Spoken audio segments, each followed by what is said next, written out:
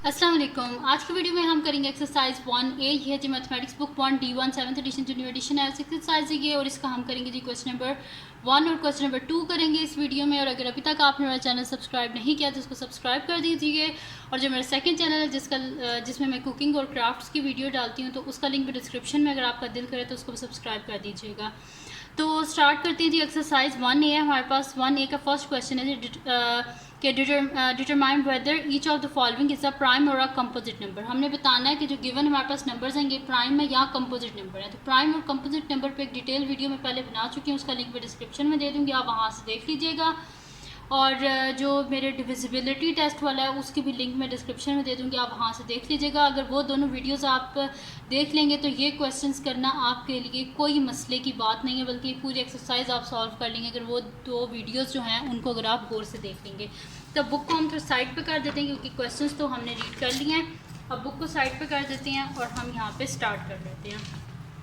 तो इसमें फर्स्ट जो है वो हमने बताना है कि जो गिवन नंबर है वो हमारे पास प्राइम नंबर है या फिर कंपोजिट नंबर है। तो इसमें हम जो है ना बस क्वेश्चन लिखते हैं और इसको स्टार्ट करते हैं। तो यहाँ पे फर्स्ट जो हमारे पास इसका ए पार्ट है वो हमारे पास है जी 87 है। तो यहाँ पे लिख लेती हूँ 87 है मेरे पास।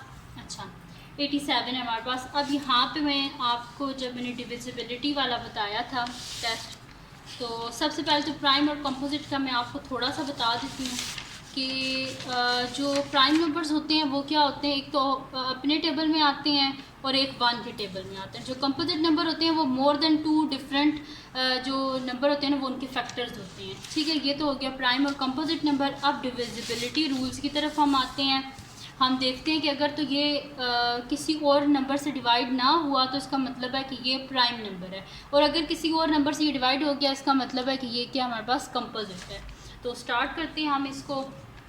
तो सबसे पहले जो है हम देख लेते हैं 2 से स्टार्ट करते हैं कि क्या ये 2 से डिविजिबल है कि नहीं है। तो 2 से वो वाले नंबर डिवाइड होते हैं जिनके एंड में आता है 2 4 6 8, यानी कि जिनके एंड में आते हैं इवन नंबर। तो ये तो ऑड नंबर है, इस वजह से ये 2 से डिविजिबल नहीं है। तो मैं यहाँ पे लिख देती हूँ सोल्यूशन, और मैं साथ साथ आपको लिख लिख के बताती रहती हूँ कि किस वजह से डिविजिबल नहीं है 2 से।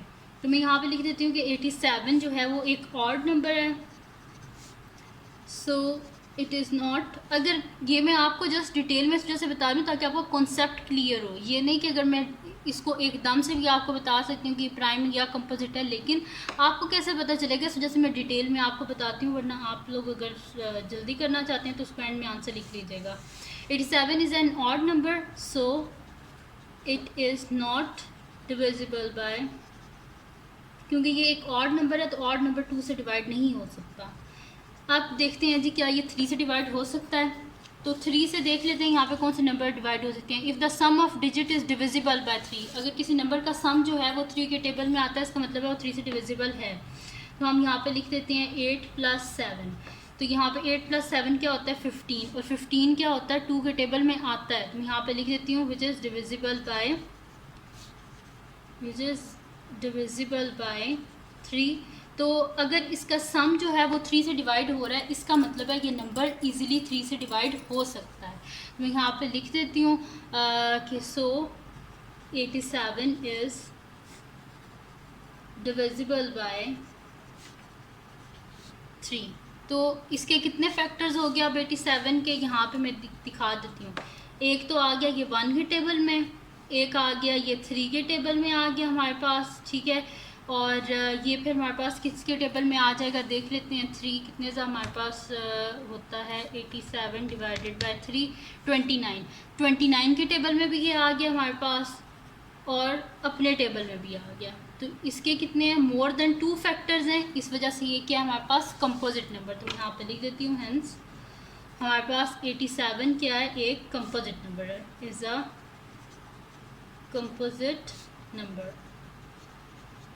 तो यहाँ पे जो है वो हमारे पास सॉल्व हो गया इसका फर्स्ट पार्ट कि ये हमारे पास क्या है 87 एक कंपोजिट नंबर है।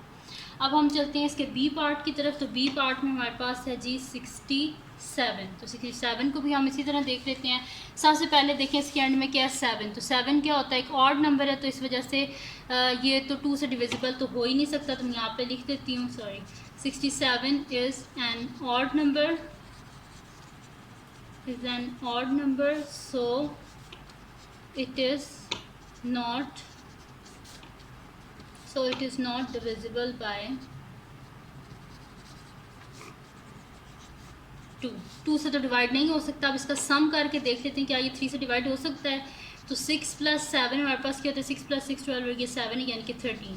तो 13 जो है ये 13 तो 3 के टेबल में आता नहीं है, तो मैं यहाँ पे लिख देती हूँ which is not divisible by 3। So 67 is not divisible by, अगर इसका सम जो है वो 3 के टेबल में नहीं आ रहा तो इसका मतलब है कि वो 3 के टेबल में भी नहीं आएगा।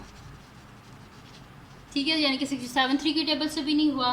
4 के टेबल से कौन सा नंबर होता है, अगर उसके लास्ट 2 डिजिट्स जो हैं वो 4 के टेबल में आते हो। तो 67 जो है ये ऑलरेडी 2 डिजिट नंबर है, तो ये तो आता नहीं है 4 के टेबल में। 5 के टेबल में देख लेते हैं। 5 के टेबल से वो वाले नंबर होते हैं जिनके एंड में 0 और 5 आता है। इसके एंड में ना 0 है ना 5 है, यानी कि ये 5 के टेबल से भी नहीं हो सकता। 6 के टेबल से वो वाले होते हैं कि जो 2 के टेबल से भी डिवाइड हो जाएं, 3 के टेबल से भी डिवाइड हो जाएं। तो ना तो ये 2 के टेबल से डिवाइड हुआ है, ना 3 के टेबल से, यानी कि 6 के टेबल से भी नहीं डिवाइड होगा। 7 के टेबल से वो वाले डिवाइड होते हैं। वैसे तो ये ऑलरेडी 2 डिजिट नंबर है, तो हमें पता है कि 7 के टेबल में 63 आता है। 7 9 से 63 और ये 67 है, तो इस वजह से ये 7 के टेबल से भी नहीं हो सकता। 8 के टेबल से 3 वैसे ही जो 2 डिजिट है हमें सामने पता है कि ये 64 आता है 8 के टेबल में, 67 तो नहीं आता। 9 के टेबल से भी नहीं हो सकता, यानी कि ये 1 से लेके 1 से तो हो जाता है, 2 से लेके 67 तक ये जो है ना बस 1 और 67 इसके फैक्टर्स हैं, उसके अलावा इसका कोई और फैक्टर नहीं है। तो इसका मतलब कि 67 हमारे पास क्या है, हेंस 67 इज़ अ, अच्छा कि जो मैंने आपको सारी बातें बताई हैं ना ये साथ साथ आप लिखते जाइए, क्योंकि मैं लिखूँगी फिर बहुत लंबी वीडियो हो जाएगी। यहाँ 67 इज़ अ हमारे पास क्या आ गया है, प्राइम नंबर। ठीक है, क्योंकि 1 से लेके 67 तक इसके सिर्फ 2 फैक्टर्स ही हैं, 1 है और 67 है। तो जिसके सिर्फ 2 फैक्टर्स हों वो कौन सा होता है, एक तो 1 हो और एक इटसेल्फ वो खुद हो, तो वो कौन सा होता है हमारे पास, प्राइम नंबर। तो हमने इसी वजह से लिख दिया कि 67 इज़ अ प्राइम नंबर। ये हो गया हमारे पास बी पार्ट। अब करते हैं इसका नेक्स्ट पार्ट जो कि हमारे पास है इसका सी पार्ट। तो सी पार्ट में हमारे पास क्या है जी, नंबर देख लेते हैं, 73 है। तो यहाँ पे लिख लेती हूँ सी पार्ट में 73 है।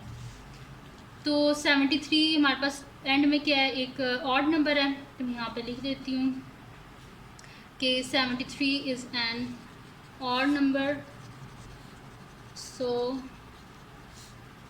it is not divisible by 2। 7 + 3 हमारे पास क्या हो जाते हैं, 10, which is not divisible by 3। ठीक है जी, यानी कि 3 के टेबल से भी नहीं ये हुआ डिवाइड।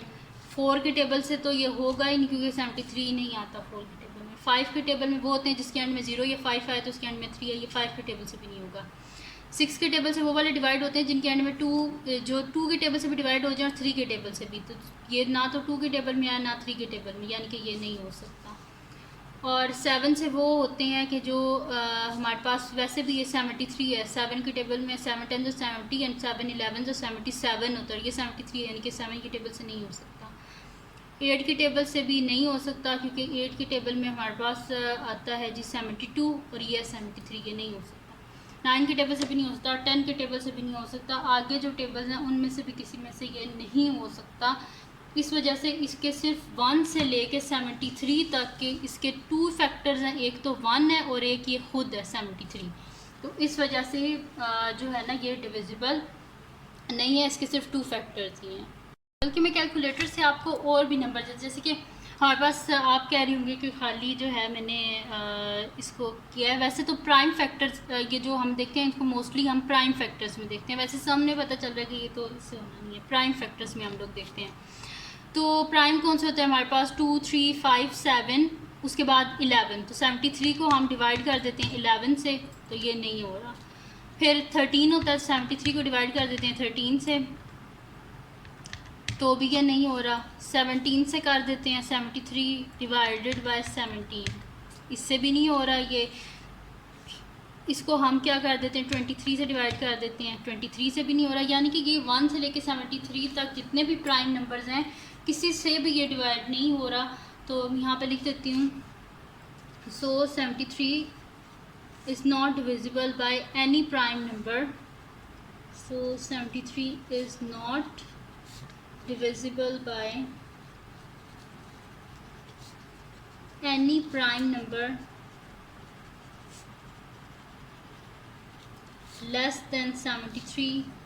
कोई भी प्राइम नंबर जो 73 से छोटा है उसमें से किसी से भी डिवाइड नहीं हो रहा है। इस वजह से ये क्या हमारे पास एक प्राइम नंबर है, यानी कि किसी और के टेबल में नहीं आता, it's not usable. So 73 is a prime number. तो 73 भी क्या आ गया हमारे पास, एक प्राइम नंबर।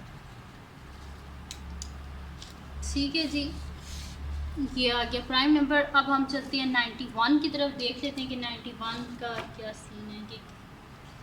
तो डी हमारे पास सी 91। तो आप देख लेते हैं कि 91 का क्या होता है। तो 91 आ गया हमारे पास। सबसे पहले तो उसके लास्ट में 1 है, ऑड नंबर है, तो ऑड नंबर तो 2 से डिवाइड हो ही नहीं सकते। तो यहाँ पे लिख देती हूँ 91 is an odd number, so it is not divisible by 2। अब और प्राइम नंबर्स में देख लेते हैं, जैसे कि 3 में देख लेते हैं। तो 9 + 1 हमारे पास क्या हो जाएगा, 10, which is not divisible by 3।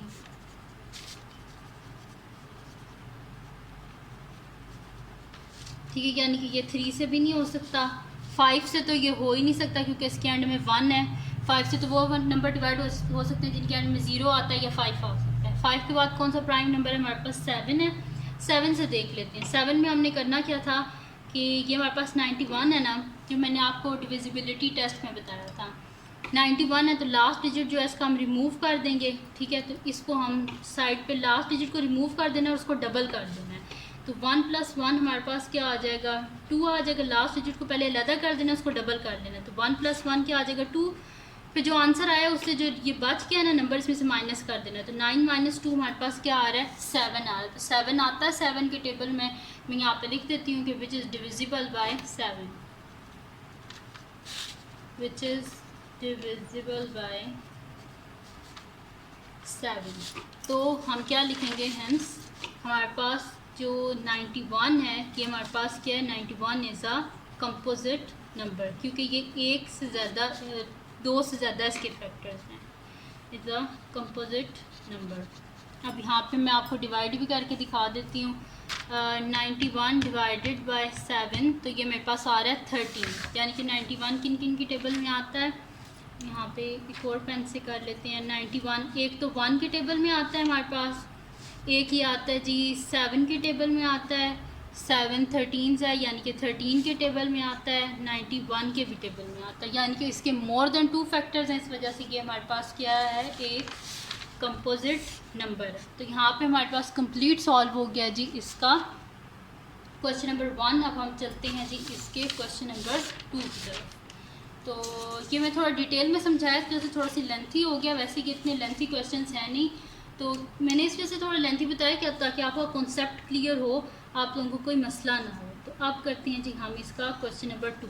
Question number 2 में हमने करना क्या है, find the prime factorization of each of the following number. Prime factorization करनी है। नंबर क्या है हमारे पास, 72।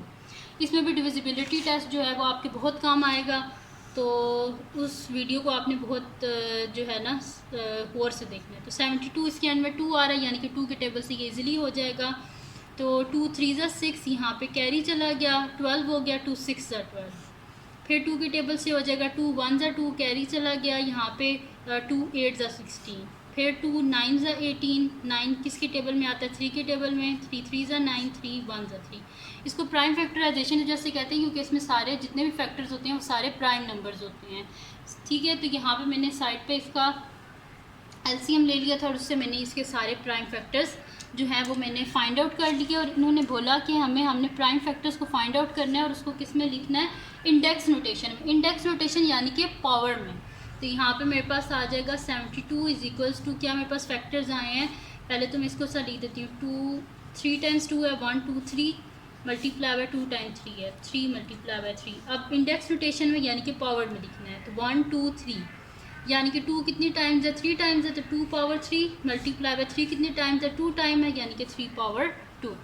ये हो गया हमारे पास इसका ए पार्ट। अब चलते हैं इसके नेक्स्ट पार्ट की तरफ, जो कि हमारे पास है 187 है। साइड पे इसके बना लेते हैं जी 187। इसके एंड में क्या है 7 है, 7 क्या ऑड नंबर है, जैसे ये 2 के टेबल से तो हो नहीं सकता।